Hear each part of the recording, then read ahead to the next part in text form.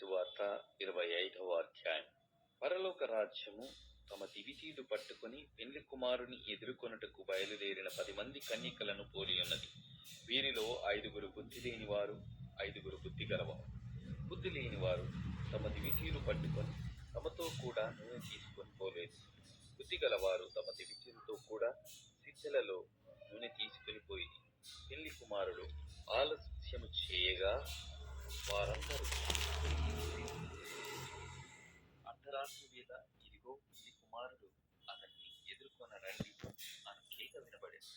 అప్పుడు ఆ కన్యకలందరూ లేచి తమ దివిటీలను చక్కపరిచిరి.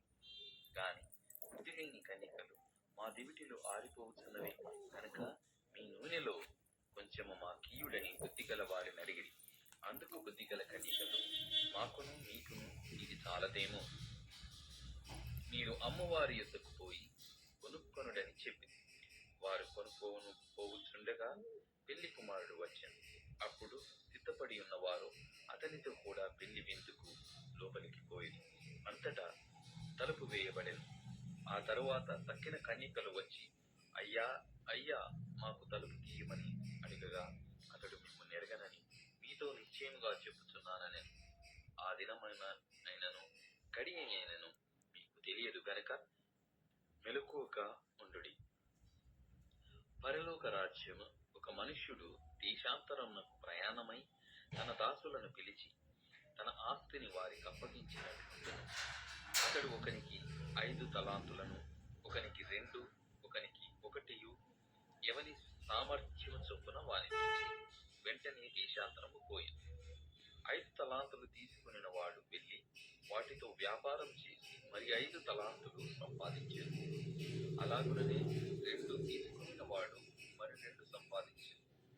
అయితే 1 తలాంతు తీసుకుని వాడు వెళ్ళి భూమి త్రవ్వి తన యజమానుని సొమ్ము దాచిపెట్టాడు. బహుకాలమైన తరువాత ఆ దాసుల యజమానుడు వచ్చి వారి యొద్ద లెక్క చూసుకొనెను. అప్పుడు 5 తలాంతులు తీసుకొనిన వాడు మరి 5 తలాంతులు తెచ్చి, అయ్యా, నీవు నాకు 5 తలాంతులను అప్పగించితివే, అవియుగాక మరి 5 తలాంతులు సంపాదించితినని చెప్పాను. అతని యజమానుడు, బలా నమ్మకమైన మంచి దాసుడా, నీవు ఈ కొంచెములో నమ్మకముగా ఉంటివి, నిన్ను అనేకమైన వాటి మీద నియమించెదను, నీ యజమాను సంతోషములో పాలు పొందుము అతనితో చెప్పాను. అలాగే 2 తలాంతులు తీసుకున్నవాడు, అయ్యా, నీవు నాకు 2 తలాంతులు అప్పగించితివే, అవియుగాక మరి 2 తలాంతులు సంపాదించితినని చెప్పాను. అతని యజమానుడు, బలా నమ్మకమైన మంచి దాసుడా, నీవు ఈ కొంచెములో నమ్మకముగా ఉంటివి, నిన్ను అనేకమైన వాటి మీద నియమించెదను, నీ యజమానుని సంతోషములో పాలు పొందుమని అతనితో చెప్పాను. తరువాత 1 తలాంతు తీసుకుని వాడును వచ్చి, అయ్యా, నీవు విత్తని చోట కోయువాడవును, చల్లని చోట పంట కూర్చుకుని వాడవునైన కఠినుడవని నేనెరుగుదును గనక నేను భయపడి వెళ్ళి నీ తలాంతును భూమిలో దాచిపెట్టితిని. ఇదిగో, నీది నీవు తీసుకొనుమని చెప్పాను. అందుకు అతని యజమానుడు వానిని చూచి, సోమరివైన చెడ్డ దాసుడా, నేను విత్తని చోట కోయువాడను, చల్లని చోట పంట కూర్చుకొని వాడనని నీవు ఎరుగుదువా? అట్లయితే నీవు నా సొమ్ము సాహుకారుల యొద్ద ఉంచవలసి ఉండెను. నేను వచ్చి వడ్డీతో కూడా నా సొమ్ము తీసుకుని ఉందునే అని చెప్పి ఆ తలాంతును వాని యొద్ద నుండి తీసివేసి 10 తలాంతులు గలవానికి ఇయుడి.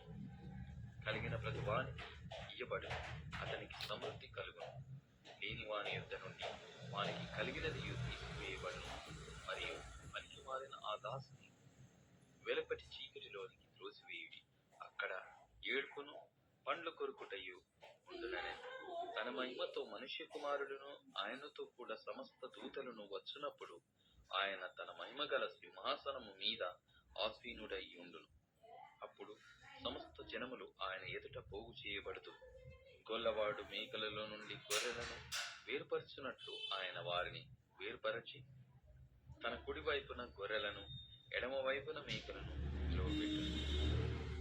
అప్పుడు రాజు తన కుడి వైపున ఉన్న వారిని చూచి, నా తండ్రి చేత ఆశీర్వదింపబడిన వారలారా రండి, లోకము పుట్టినది మొదలుకొని మీ కొరకు సిద్ధపరచబడిన రాజ్యమును స్వతంత్రించుకొనుడి. నేను ఆకలిగొంటిని, మీరు నాకు భోజనము పెట్టితిరి. తప్పిగొంటిని, నాకు దాహమిచ్చితిరి. పరదేశినయ్యుంటిని, నన్ను చేర్చుకొంటిని. దిగంబరినయ్యుంటిని, నాకు బట్టలిచ్చితిరి. రోగినయ్యుంటిని, నన్ను చూడవచ్చితిరి. చెరసాలలో ఉంటిని, నా యొద్దకు వచ్చితిరని చెప్పును. అందుకు నీతిమంతులు, ప్రభువా, ఎప్పుడు నీవు ఆకలిగొనియుండుట చూచి నీకు ఆహారమిచ్చితిమి? నీవు తప్పికొనియుండుట చూచి ఎప్పుడు దాహమిచ్చితిమి? ఎప్పుడు పరదేశివైయుండుట చూచి నిన్ను చేర్చుకొంటిమి? దిగంబరివైయుండుట చూచి బట్టలిచ్చితిమి? ఎప్పుడు రోగివైయుండుటయైనను చెరసాలలో యుండుటయైనను చూచి నీ యొద్దకు వచ్చితిమని ఆయనను అడిగెదరు. అందుకు రాజు, మిక్కిలి అల్పులైన ఈ నా సహోదరులలో ఒకనికి మీరు చేసితిరి గనుక నాకు చేసితిరని నిశ్చయముగా మీతో చెప్పుచున్నానని వారితో అనును.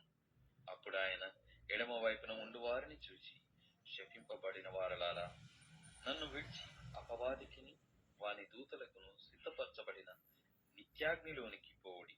నేను ఆకలిగొంటిని, మీరు నాకు భోజనము పెట్టలేదు. తప్పిగొంటిని, మీరు నాకు దాహమియ్యలేదు.